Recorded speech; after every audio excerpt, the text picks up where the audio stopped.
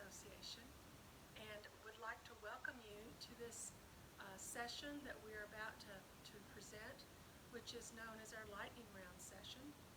We have two presenters but three presentations.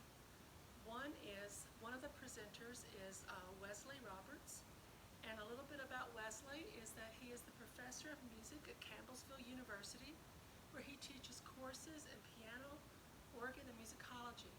He's been a member of the faculty there since 1982. His students have won awards in solo, piano solo, organ, and piano ensemble competitions, and they have earned doctoral degrees in piano performance and musicology.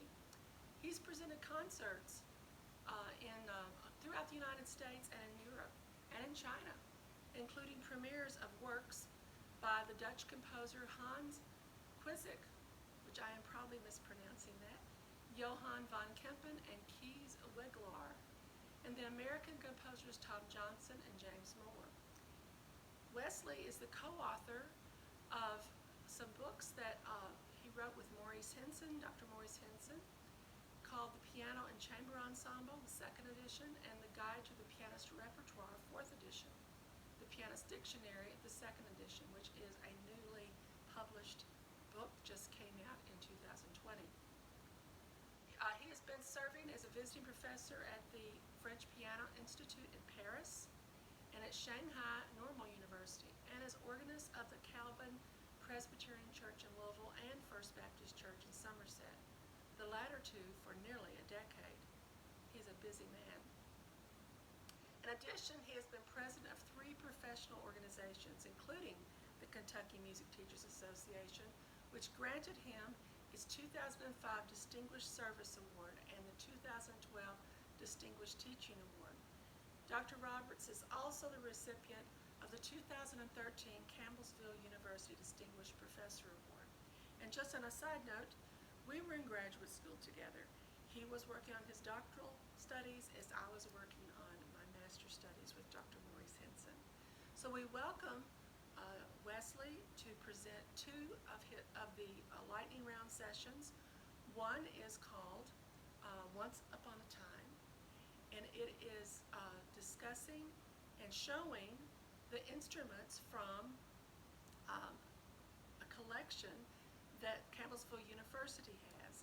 Shows harpsichords, clavichords, various kinds of pianos and organs. And I know that you will enjoy that part of the lightning round. The last session that he will give is an organ crawl, which we're typically calling Follow Me, Teachers, Follow Me, as he walks us through the organ there at Ransdell Chapel on the campus of Campbellsville University, where we had hoped to have an in-person conference. So we are getting to see a lot of Campbellsville University's belongings of their music department, even though we're unable to be there in person. And we thank Wesley so much for being our host for the in-person conference that is not happening, but he has worked very hard in providing information and videos for different sections, and also is performing in a lot of the recitals. So thank you, Wesley, for your part in this session.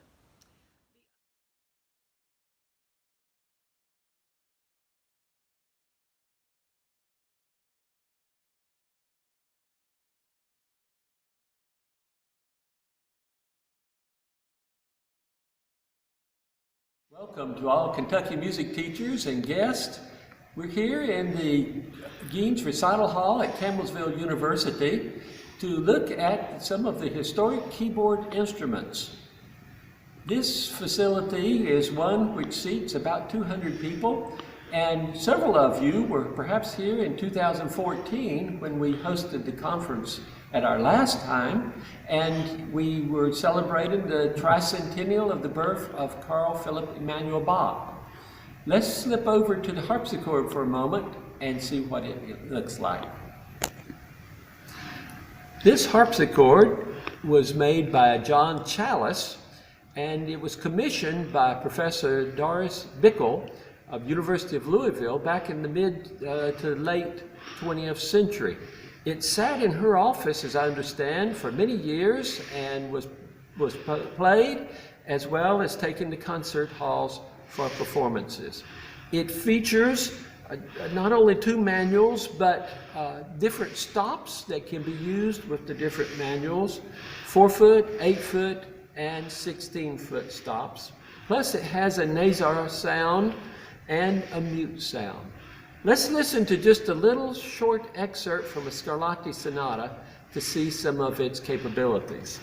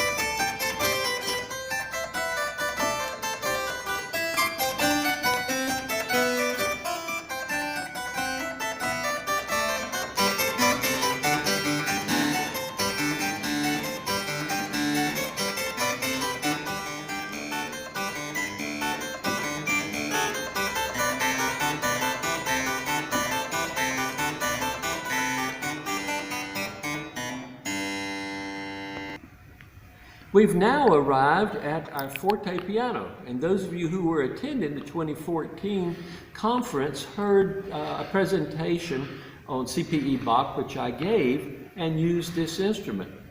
I'm going to play a little excerpt by Haydn in just a moment, but before doing so, this is a replica of a 1790 Anton Walter forte piano.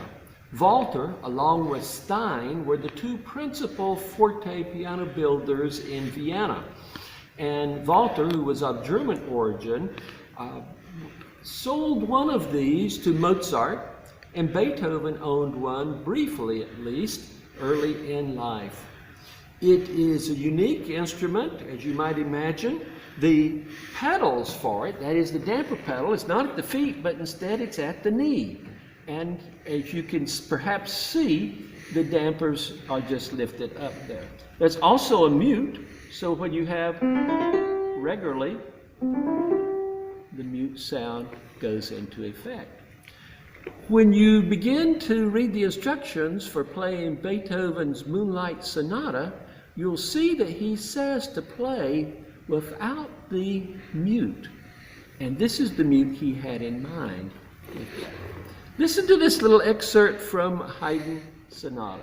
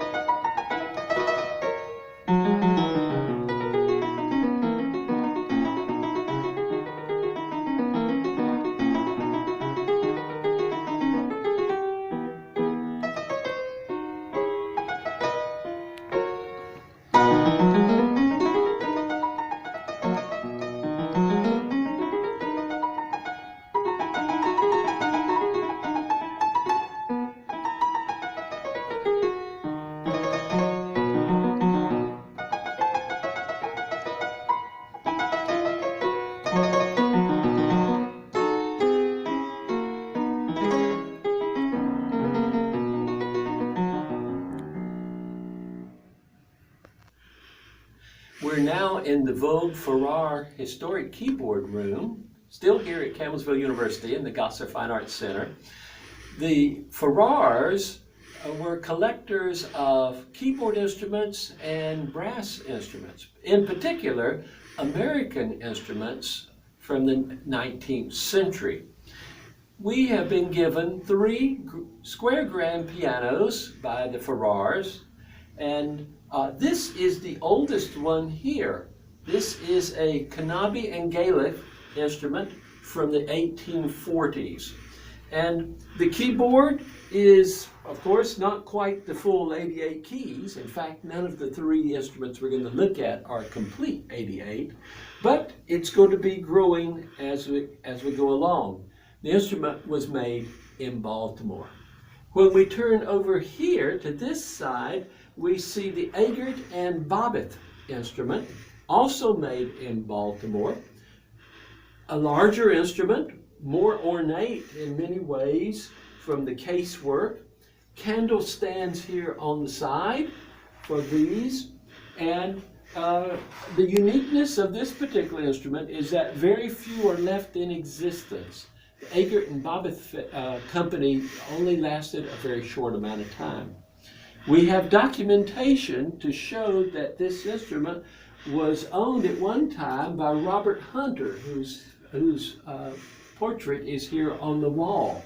Hunter served in the United States House of Representatives and later as a senator, and then during the Civil War he served in the Confederacy as a principal leader in the Confederate Senate. After the Civil War, he went back to his native Virginia and served as treasurer of the state.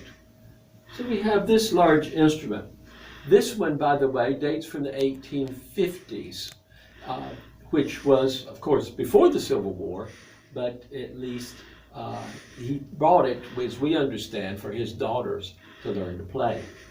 The next instrument we have is a Canabi from the 1880s, probably about 1887, and it's the grandest of all the instruments we have. It is, in fact, one of the earliest keyboards to have a full 88 keys in it. And as you see, candles holders here on the side as well. A beautiful instrument, ornate also. And it is believed, though we do not have documentation, that this instrument was at one point in time on the concert stage at the Peabody Conservatory in Baltimore. These 3 instruments were given by the Farrar family, as well as the stools that went with them. We also received a Kimball pump organ, which was made in Chicago in 1880. This instrument here, some of you have seen these, and it's not a part of the Farrar family, but they did own pump organs as well. Here's a picture of the family whenever Doris, Mr. Farrar's wife, was just a young girl.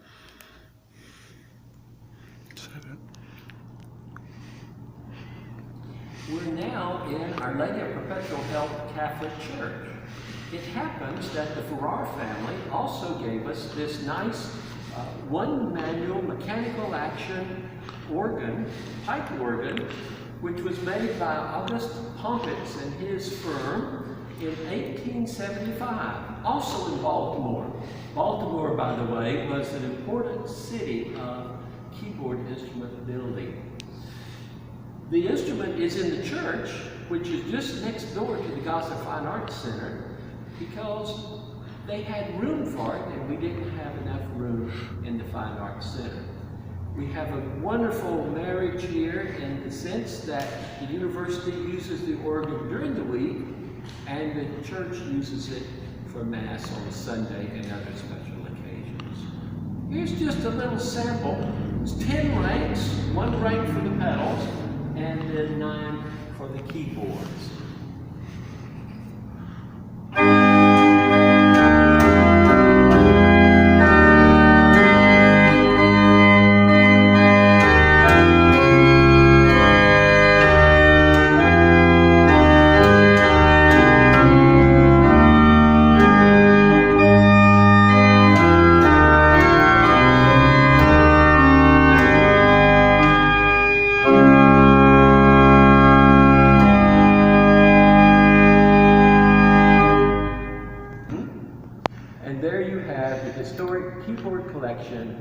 Campbellsville University.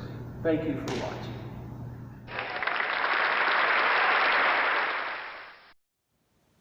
Our second presenter in the lightning round session is Jessica Dorman.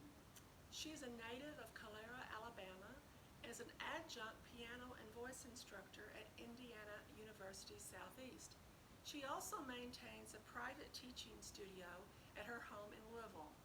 As well as being a staff accompanist at the University of Louisville, Jessica is an active freelancer in the Louisville area.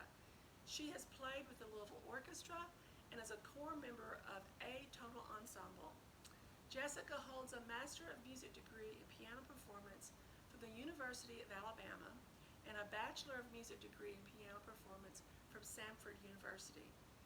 We welcome Jessica as she helps us to meet the board. She's going to talk about the various positions of the Kentucky Music Teachers Association Board, the things that they have to offer, and the things that maybe you can help them with. So we welcome Jessica in helping us to understand our organization just a bit better. I hope you enjoy these presentations. One thing I'd like to tell you is that you may have to click for part of them, depending on how we're able to get these compiled. So I do appreciate it and hope that you enjoy it, and look forward to meeting you and seeing you in person at the next conference, which will be at Northern Kentucky University in October of 2021 as a joint conference with Ohio Music Teachers Association.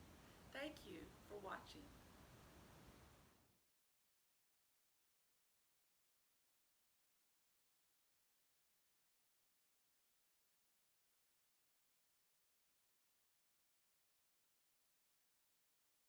Hi, KMTA. For those of you who don't know me, I am Jessica Dorman. I'm your secretary. So I'm going to introduce you to the board and what we all do. So the executive board is made up of 5 officers, numerous area chairpersons, and our local association presidents.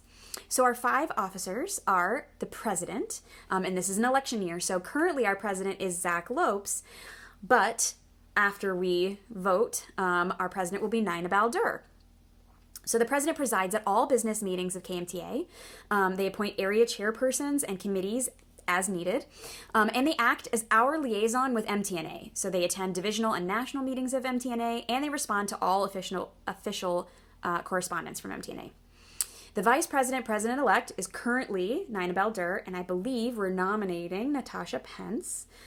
The vice president, president-elect, bulk of their job is to serve as the conference program coordinator. It's a big job, and so if you're enjoying this conference, please give Nina Baldur a big thank you. And of course, also, the president-elect part of the job is that they agree to become president after their term of service. The secretary records and distributes the minutes of all meetings of KMTA and keeps the KMTA handbook updated. And recently, the secretary has absorbed the duties of the historian. So if you have any historical documents of the organization, please send them to me, and I'm going to be working on getting those scanned and preserved. The treasurer, another big job, oversees, in cooperation with the president, all financial affairs of the association, including keeping accurate records of all deposits and disbursements, everything. The last executive officer is the immediate past president, who currently is Bernardo Scarambone, but then after our new officers are installed, it'll be Zach Lopes. The immediate past president serves as chair of committees for the Teacher of the Year, Distinguished Service, and Local Association of the Year awards, and also as the chair of the nominating committee, who presents the slate of officers every election year. The immediate past president also serves as the grant writer for the association. All our area chairpersons serve a term of 2 years, but they can succeed themselves without time limit restriction. So the biggest chunk of area chairpersons, we actually have 7 who work together to coordinate our MTNA and Bluegrass state competitions every year. So overseeing it all is our competitions chair, Hannah Parker Gruber. And she works with our competitions judges coordinator, Diana Aubrey, our young artist chamber music competition coordinator, William Budai, our senior competition coordinator, Carol Dennis, our junior competition coordinator, Judith Chen Davis, our elementary competition coordinator, Louis Heyman, and our MTNA composition competition coordinator, Krista Wallace-Boaz. We also have 4 other events managers. Lori Hughes and Ray Grimm work together to coordinate all state every year. And Becky Slater works to coordinate the state honors recital. We also have a keyboard area chairperson whose job, part of their job is to coordinate keyboard festivals. This chair is actually currently vacant. So if you feel like you would like to volunteer for KMTA, we could really use your help in this chair. So as I mentioned, the keyboard chair has a second part to their job. They basically function as an ambassador, representing all the piano teachers, piano and organ, all the keyboard teachers in the state. And we have several other area chairpersons that act like ambassadors representing sort of core groups of our membership. So our vocal chair is Rita Larkin. Our instrumental chair is David Oyen. Our membership and certification chair is Natasha Pence. Our collegiate chapters chair is Richard Van Dyke. Our chamber music and collaborative arts chair is Jacob Coleman. And our independent music teachers forum chair is Ray Grimm. We also have the MTNA Foundation Chair is Janine Aree, and she coordinates fundraising to support MTNA Foundation, which funds such things as national competition awards. Our information editor is Wes Golightly. He gathers all our information and puts together our newsletter. Our marketing and advertising editor is Matthew Gianforte. And he does exactly what that title says. He coordinates our marketing and advertising for our newsletter and our website and that conference. Our webmaster is Colin Dorman. He manages our website. And our composition commissioning chair is Thomas Couvillon. So every year at conference, KMTA sponsors commissions a composition, and Thomas Couvillon heads up that process of helping us choose which composer that we're commissioning a piece from. Also, little known, our 10 local association presidents are also members of the board.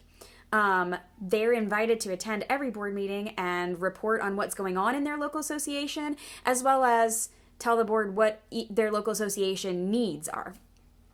So I'm not going to list them by name because I think that this is an election year for many of our associations, but I will list off what our associations are. So we have the Ashland area, Bluegrass area, Bowling Green area, Central Kentucky area, Greater Louisville area, Murray area, Northern Kentucky area, Pikeville area, South Central area, and West Green River area. So, as I said, we have a strong group of, if you do the math, that's probably close to 30 people that are working to keep our organization healthy and able to keep functioning and moving forward.